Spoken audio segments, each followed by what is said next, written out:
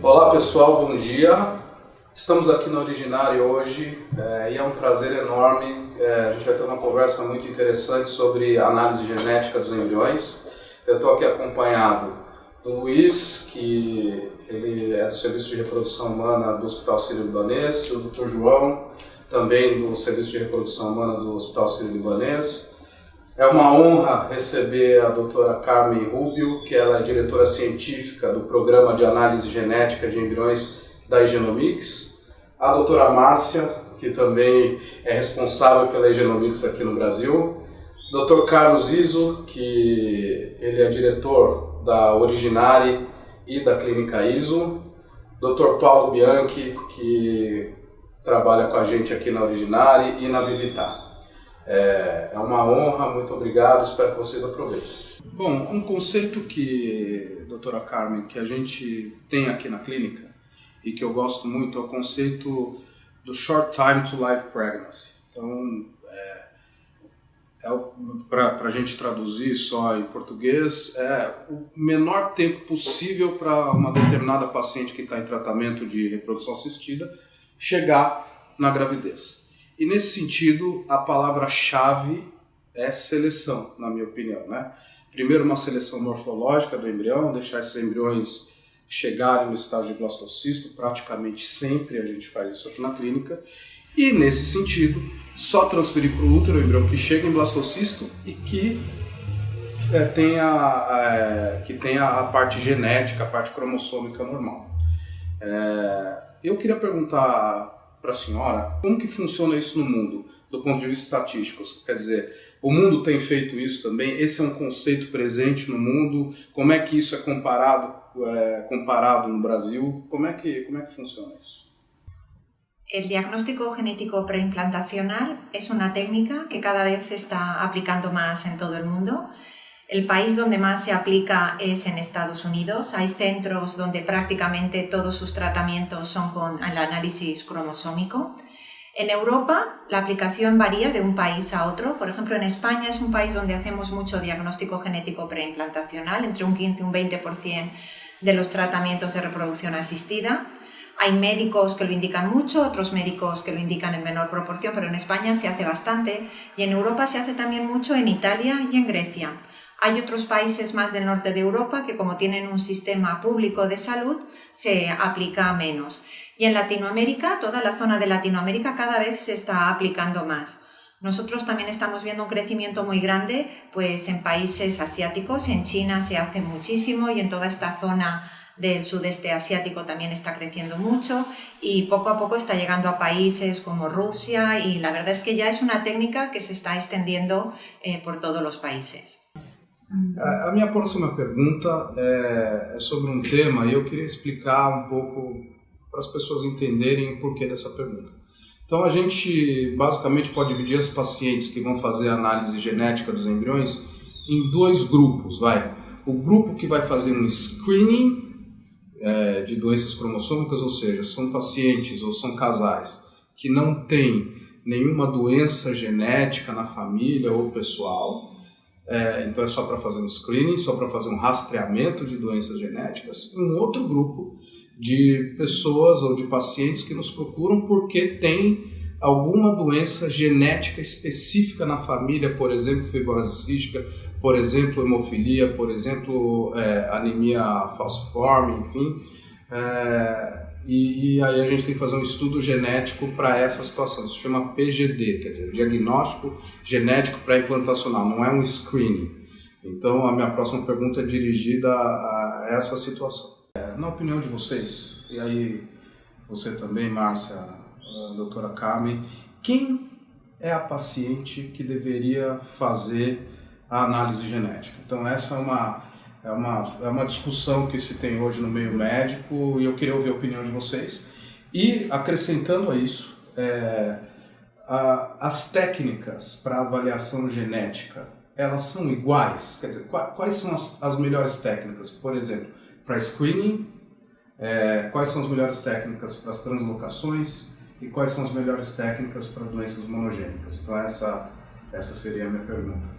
Bom, na verdade, quando a gente fala de diagnóstico genético, o teste genético pré-implantacional, para as pacientes, a gente tem que pensar que todo teste tem uma certa indicação, né?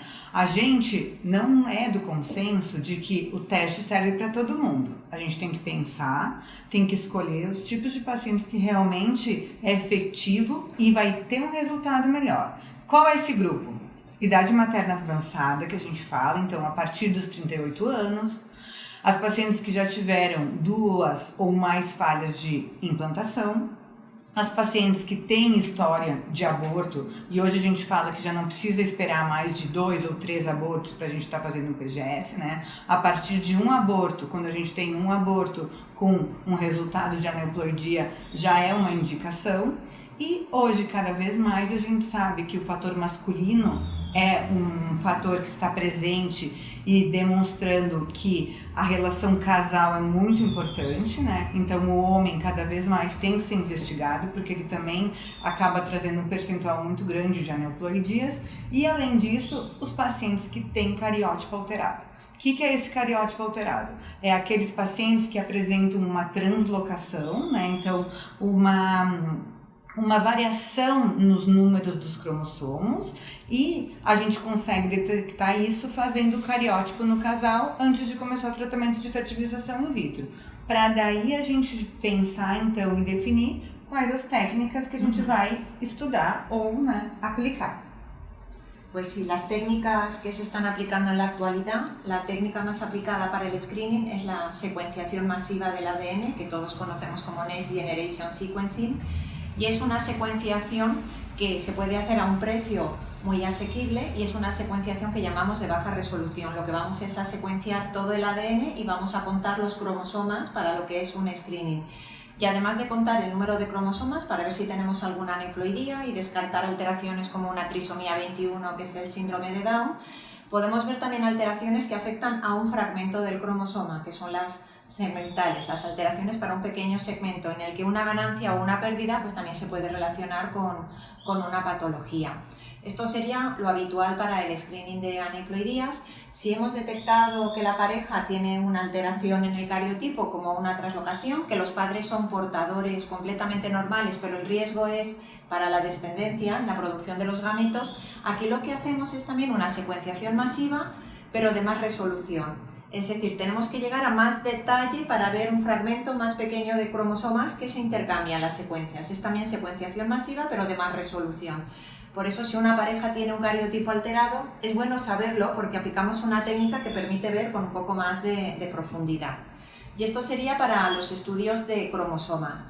Cuando sí que tenemos una pareja que tiene una enfermedad hereditaria monogénica, como puede ser una fibrosis quística o una hemofilia, aquí la técnica más extendida es hacer un análisis dirigido a ese gen, dirigido a la mutación en concreto que en esa familia produce la enfermedad, y lo que se hace pues son con técnicas de PCR analizar ese gen, esa mutación, y se ponen marcadores genéticos que están cerca de la mutación para tener más seguridad de que se diagnostica correctamente.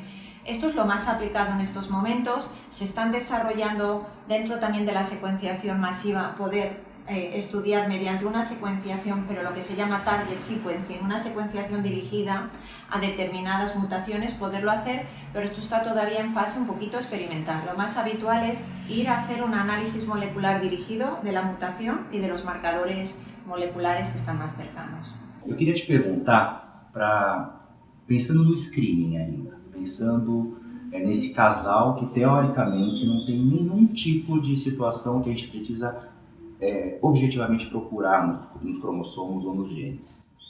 E pensando no screening em doenças específicas, às vezes eu recebo esse tipo de pergunta dos pacientes. Eu tenho endometriose, eu tenho ovário policístico, eu tenho baixa reserva ovariana, mas eu não tenho uma idade avançada. Esses embriões têm mais chances de ter algum tipo de alteração? Pues justo las patologías que has comentado no se relacionan mucho con las anomalías cromosómicas. La baja respuesta asociada a la edad materna avanzada sí que tiene más incidencia de aneuploidías. La baja respuesta en paciente joven no se ha asociado a un incremento sustancial de las aneuploidías. Con la endometriosis tampoco hemos encontrado un aumento. Podríamos pensar que podría haber más oxidación, más radicales libres, que podrían haber más aneuploidías, pero no hemos encontrado tampoco con la endometriosis. Y con el ovario poliquístico podría haber un cierto incremento de aneuploidías, pero no hay ningún estudio serio que lo haya demostrado, porque tenemos diferentes afectaciones del ovario poliquístico.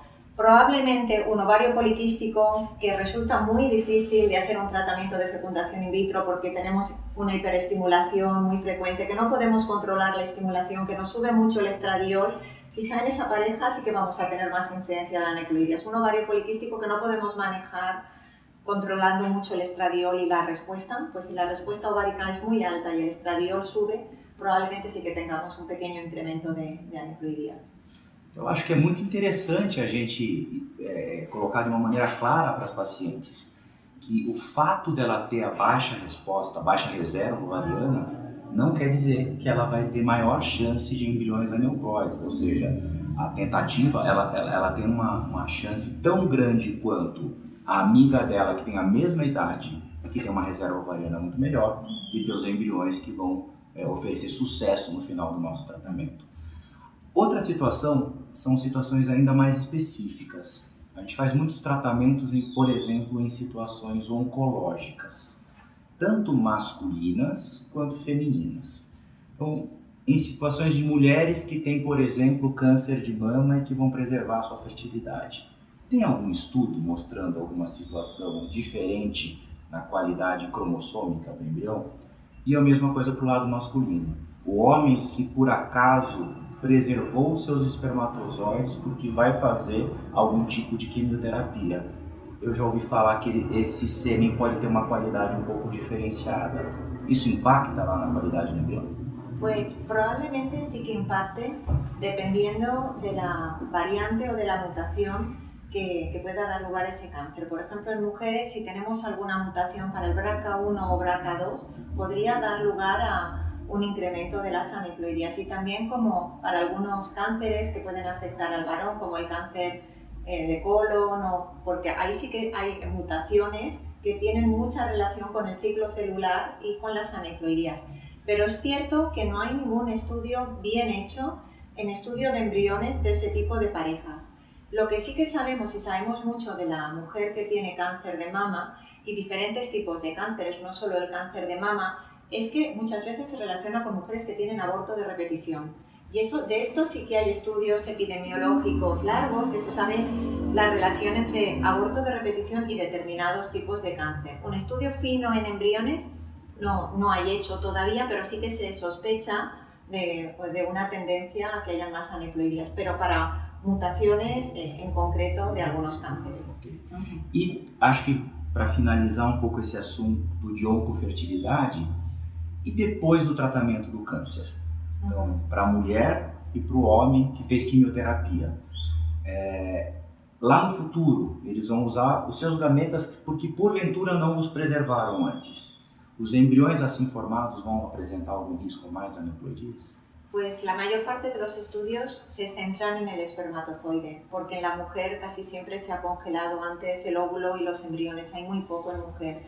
Y en los espermatozoides tenemos que ver qué tipo de cáncer tenía el varón, el tratamiento que ha recibido, diferentes tipos de tratamiento afectan de forma diferente y en general pues tenemos que esperar a que ocurra un ciclo de espermatogénesis completa. Si esperamos 90 días, lo habitual es esperar unos 6 meses y podemos hacer estudios de cromosomas en los espermatozoides. Lo que sí que ocurre es que hay muy pocos trabajos bien diseñados, porque deberíamos de saber el nivel de anomalías cromosómicas en los espermatozoides antes del tratamiento como control y ver lo que ocurre luego del tratamiento. Y hay muy pocos trabajos que estén los dos estudios, porque a veces el mismo cáncer basal es el que está produciendo las aneuploidías y después de la quimio podemos tener esas aneuploidías, pero serían las mismas. Lo normal es que transcurrido un tiempo prudencial ya no exista un mayor riesgo de aneuploidías en el semen, pero sí que es cierto que si la pareja se va a hacer un tratamiento de reproducción asistida y teniendo la posibilidad de analizar los embriones, pues vamos a analizar los embriones. Y otra cosa que también es muy importante cuando realizamos un tratamiento en el varón es que una cosa son las alteraciones, las aneuploidías de cromosoma completo, Y otra cosa es que se produzca fragmentación del ADN y se produzcan aneuploidías más pequeñas. Y de esto sí que parece que hay evidencia de que sí que puede haber más fragmentación del ADN y se produzcan alteraciones de fragmentos más pequeños de los cromosomas. Isso, em última análise, vai impactar no resultado aqui, então.